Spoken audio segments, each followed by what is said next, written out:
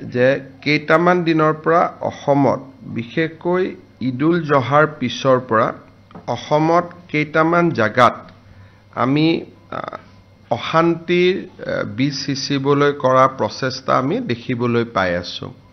প্ৰথমতে ধুবুৰীৰ পিছত লক্ষীপুৰত, লক্ষীপুৰৰ পিছত লখিমপুৰত আৰু লখিমপুৰৰ পিছত গোৱালপাৰা আৰু এতিয়া হোজাই।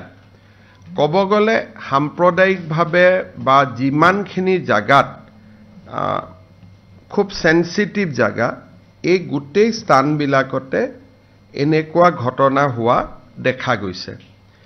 আৰু এই গোটেই ঘটনাবিলাক যেতিয়া আমি চাওঁ তেতিয়ালে আমি দেখা পাওঁ যে য'ত য'ত এনেকুৱা ঘটনা হৈছে তাৰ ওচৰত এনেকুৱা লোকেলিটি আছে যিসমূহ লোকেলিটিত সাধাৰণতে ঈদুল জহাৰ সময়ত গৰু মাংস খোৱাৰ এটা ব্যৱস্থা চলি আছে।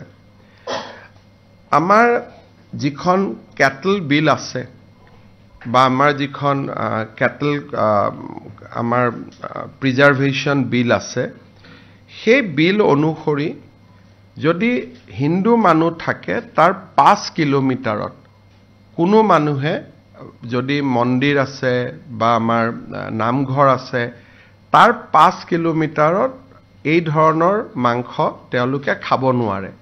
সেইটো আইনী ব্যৱস্থা আছে। কিন্তু ধুবুৰীতে হওক আন জাগাত আপোনালোকে ধুবুৰীত জানে যে গুৰুদ্বাৰা আটাইতকৈ দেশৰ এটা অন্যতম গুৰুদ্বাৰা তাতে আছে আৰু তাত কাষত অজস্ৰ মন্দিৰ তাতে আমি দেখিবলৈ পাওঁ। গতিকে তাৰ within the radius of 5 kilometre এই বস্তুটো সম্পূৰ্ণ নিষেধ কৰা আছে।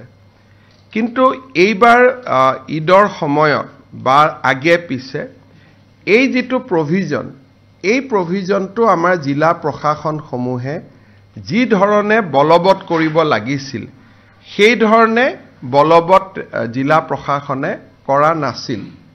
ফলত মানুহো সচেতন নহল। আমি মানুহক যদি সচেতন কৰি ক'লোহেঁতেন যে উইদিন 5 কিলোমিটাৰ্ছ এইবিলাক আপোনালোকে খাব নোৱাৰে, কাটিব নোৱাৰে, হয়তো আজিৰ ঘটনাটো নহলহেঁতেন। এতিয়া তেওঁলোকে যিহেতু এই গোটেই ঘটনাটো যদি আপোনালোকে দেখে যে নামঘৰ মন্দিৰৰ 5 কিলোমিটাৰৰ ভিতৰতে হৈ আছে। গতিকে আমি জিলা প্ৰশাসনক নিৰ্দেশ দিছোঁ যে আমাৰ কেটল প্ৰিজাৰ্ভেশ্যন আইনৰ যিটো এটা গুৰুত্বপূৰ্ণ দফা আছিল যে মন্দিৰ নামঘৰৰ 5 কিলোমিটাৰৰ ভিতৰত গৰু মাংস কোনেও খাবও নোৱাৰে, কাটিবও নোৱাৰে, মাৰিবও নোৱাৰে। এই যিটো আমাৰ ব্যৱস্থা আছিলে তাক আমি খুব কঠোৰভাৱে বলবৎ কৰিবলৈ জিলা প্ৰশাসনক আমি নিৰ্দেশ দিছোঁ। আৰু 5 কিলোমিটাৰৰ ভিতৰত যদি কোনেও গৰুৰ মাংস নাকাটেও নাখায়ো তেতিয়াহ'লে 5 কিলোমিটাৰ পাৰ কৰি আহি মন্দিৰ বা নামঘৰৰ সন্মুখত এনেকে হাড়মূৰ ৰখাটো সম্ভৱো নহ'ব। সেইকাৰণে আমাৰ যিটো দফা বিভিন্ন কাৰণত আমি খুব শক্তিশালীভাৱে ৰূপায়ণ কৰা নাছিলোঁ, এতিয়া আমি সেই দফাটো শক্তিশালীভাৱে ৰূপায়ণ কৰাৰ বাবে আমি সিদ্ধান্ত লৈছোঁ। আৰু মই ভাবোঁ যে এটা গোটেই ব্যৱস্থাটোৰ পাৰ্মানেণ্ট সলিউশ্যন হ'ব পাৰে যে উইদিন 5 কিলোমিটাৰ। উইদিন 5 কিলোমিটাৰ মানে ধুবুৰী টাউনত কোনেও খাব নোৱাৰে, কোনেও কাটিবও নোৱাৰে।